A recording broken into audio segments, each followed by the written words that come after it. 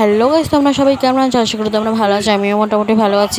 ঘুম থেকে উঠে একটু কাঁচা পনির খেলাম, কারণ কাঁচা পনির খেতে আমার ভীষণ ভালো লাগে। তারপর দুপুরবেলা খাওয়া দাওয়ার পর মা অফিস থেকে বাড়ি আসার সময় একটু আম এনেছিলো, ওই আমটা মা একটু কেটে দিল, তারপরে খেলাম। খাবার পর ভাবলাম একটু আইসক্রিম মানে দুপুরবেলা, তারপরে একটু একটা আম, একটু দুধ, একটু চিনি দিয়ে একটু একটা পেস্ট বানিয়ে নিলাম। ঘন পেস্ট বানানোর পর তারপরে একটু আশ্বাস রয়েছে, তারপর একটু চা ছাঁকনি ছেঁকে নিলাম।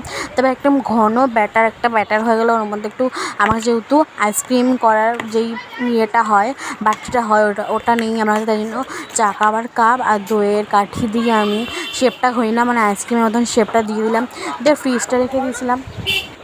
তারপরে একটা রাত রেখে দেওয়ার পর পরের দিন দুপুরবেলা দেখলাম খাওয়া দাওয়া ওঠার পর দেখলাম যে কী সুন্দর আইসক্রিমটা হয়ে গেছে।